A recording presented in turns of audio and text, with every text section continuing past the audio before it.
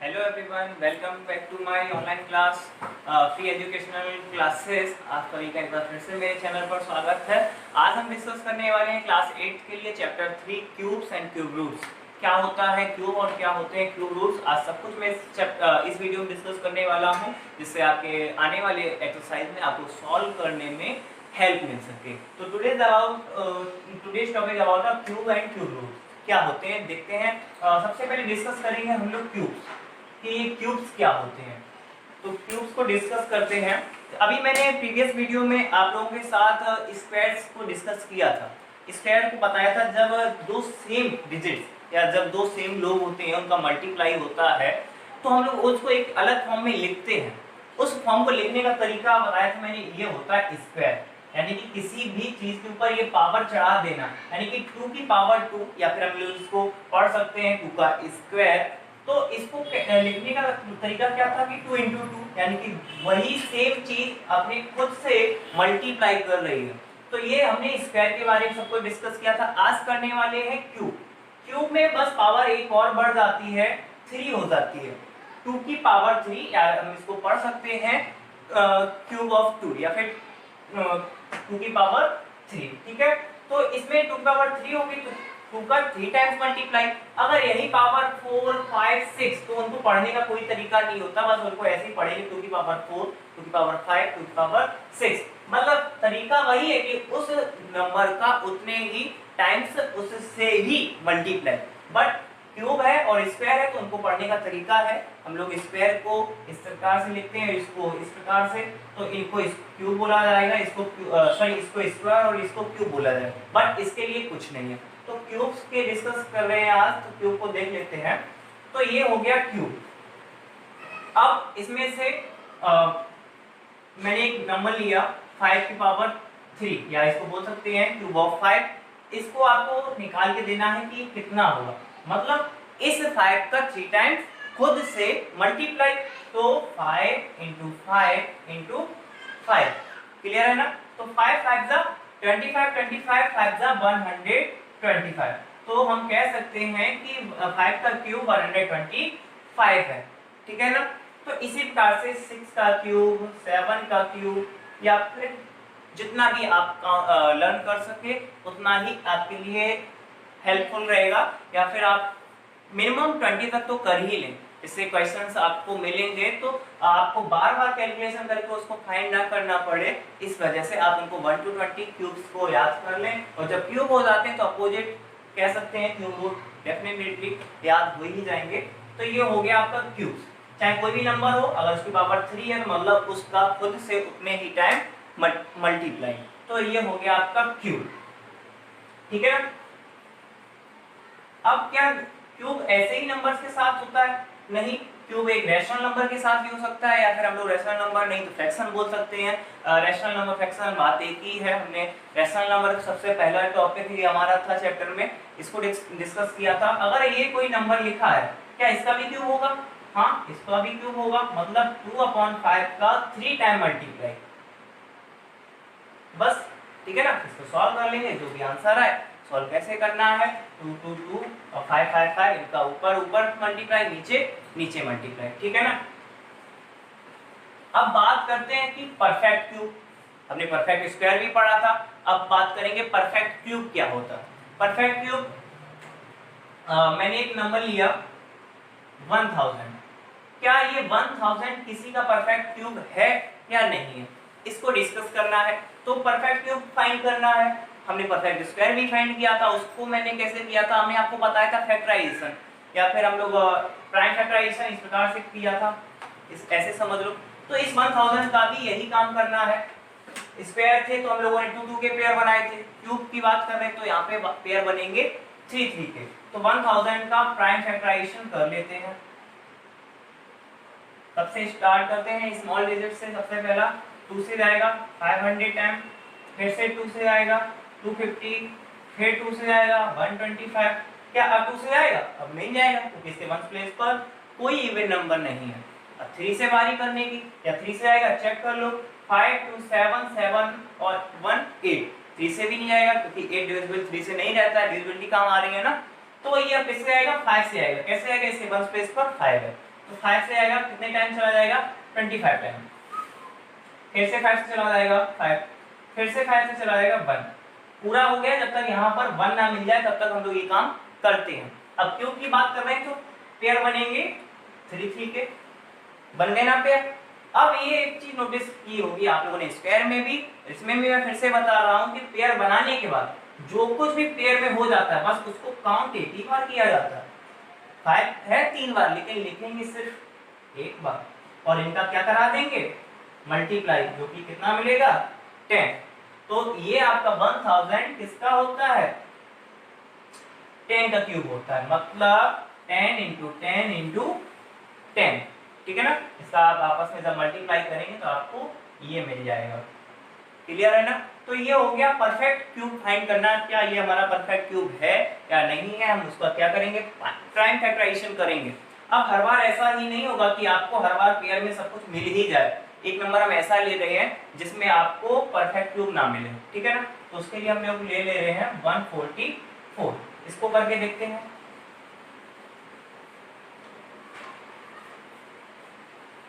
इसको करते हैं प्राइम फैक्टराइजेशन, 2 से डिवाइड जाएगा, करो 72 टाइम जाएगा, फिर से 2 से करो 36, फिर से 2 से करो 18, फिर से 2 से करो 9, अब 2 से नहीं जाएगा, कितने से आएगा 3 से आएगा, ठीक है ना, चला गया ना। अब पेयर बनाना स्टार्ट करो, आ गया पेयर में, ना तो ये इनके साथ जुड़ेगा ना ये इनके साथ जुड़ेंगे, पेयर में तो नहीं है ना। 2 के लिए ये और 2 होने चाहिए, 3 के लिए एक और 3 होने चाहिए। प्राइम फैक्टराइजेशन करने के बाद पेयर बनाने होते हैं, तो इसमें सिर्फ और सिर्फ एक यही पेयर बन रहा है, तो ये हमारा एक 144 जो है वो परफेक्ट क्यूब किसी भी नंबर का नहीं है। अब आपको कुछ क्वेश्चंस भी इस प्रकार से मिलते हैं कि इस नंबर में कितना मल्टीप्लाई किया जाए कि ये एक परफेक्ट क्यूब बन जाए, इस प्रकार के क्वेश्चंस और आएंगे। तो आप किस चीज की यहाँ पे कमी महसूस कर रहे हैं, कितना यहाँ पे देख रहे हो कितने की कमी है। आपको लग रहा होगा कि अगर हमें 2 और मिल जाते, 2 बार 2 और मिल जाते तो ये हमारा 2 पेयर में हो जाता। हाँ, तो ऐसे करके पेयर में हो जाता, एक ऑलरेडी था हमें 2 और चाहिए थे, है ना। अब आपको यहाँ पर भी कुछ कमी दिख रही होगी कि एक और 3 होता तो 3 भी पेयर में हो जाते। ये आपके पास ये आपके पास पूरा था, ये चाहिए था, तो आपने क्या देखा कि यहाँ पे 2 इंटू 2 का मल्टीप्लाई करवाया, यहाँ पे 3 का मल्टीप्लाई करवाया। क्यों करवाया, क्योंकि आपको उनको पेयर में लाना था, पेयर बनाना था। तो जितने की भी कमी दिख रही हो उतने का ही मल्टीप्लाई करवा दिया जाता है, और जो भी नंबर्स एक्स्ट्रा हो उनका आप इसमें मल्टीप्लाई कर दें तो ये एक परफेक्ट क्यूब बन जाएगा। इसी में क्वेश्चंस और आते हैं आपके कि इसमें क्या डिवाइड किया जाए कि ये परफेक्ट क्यूब बन जाए। अब इसमें से जो भी एक्स्ट्रा है उसको हटाने के लिए तो अभी हमने परफेक्ट क्यूब के बारे में देखा कि परफेक्ट क्यूब वो है या नहीं है। क्या किया था, प्राइम फैक्टराइजेशन किया था, पेयर बनाए थे, 3 3 के पेयर अगर हो जाते हैं और जब 3 के पेयर बन जाए तो 3 नहीं, वहां से सिर्फ एक नंबर लिया जाएगा, उनका आपस में मल्टीप्लाई करवा देते हैं, जो हमें नंबर मिलता है वही नंबर उसका क्या होता है परफेक्ट क्यूब हो जाता है। अब हम कुछ ऐसी जानकारी देने वाले हैं कि जिससे आपको थोड़ा सा हेल्प मिलता है अपने क्वेश्चन को सॉल्व करने में। जानकारी ये है कि अगर आप किसी भी ऐसे नंबर का क्यूब करते हैं तो हमेशा नंबर आपको हमेशा 0 वाला ही मिलेगा, या फिर आपको कुछ ऐसे दिया गया कि इसका क्या क्यूब रूट होगा तो आपको हमेशा एक 0 वाला ही मिलेगा। इस प्रकार की जानकारी देने वाले हैं। जैसे कि आपको 125 इसका क्या क्यूब रूट होगा तो जो भी मिलेगा वो इस डिजिट्स वाला ही सेम मिलने वाला है, चाहे वो कुछ भी हो। इसको हम लोग जानने के लिए एक छोटी सी टेबल बना रखी है।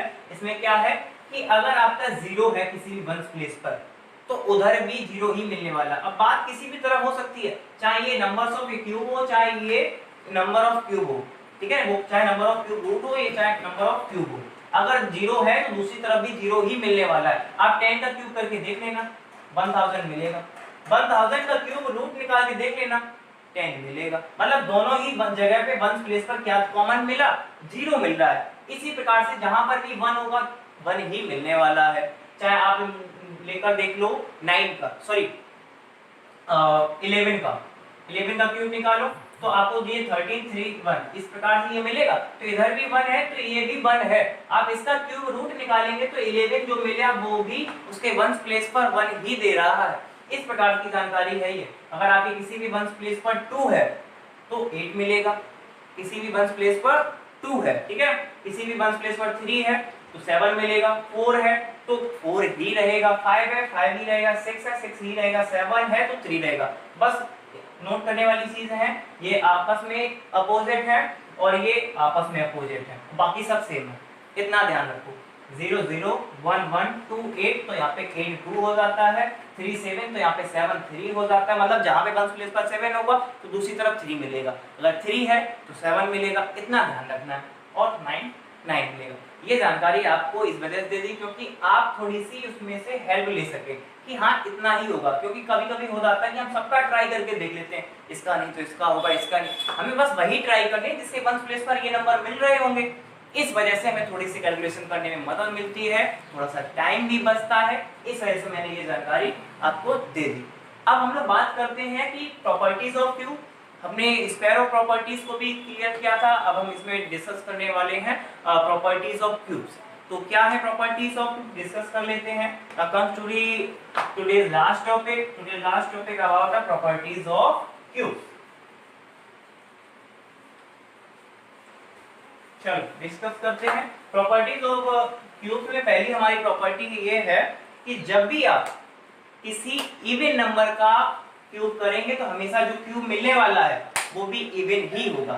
सपोज अगर 2 मैंने क्यूब किया तो 2 एक क्या है, इवन है, इसका आप क्यूब जब निकालेंगे 2 × 2 × 2 मिलेगा 8, तो 8 जो है वो भी इवन नंबर ही है। तो कभी भी किसी भी नंबर का आप क्यूब निकालें और वो इवन हो तो आपको निकलने वाला नंबर भी इवन ही मिलेगा।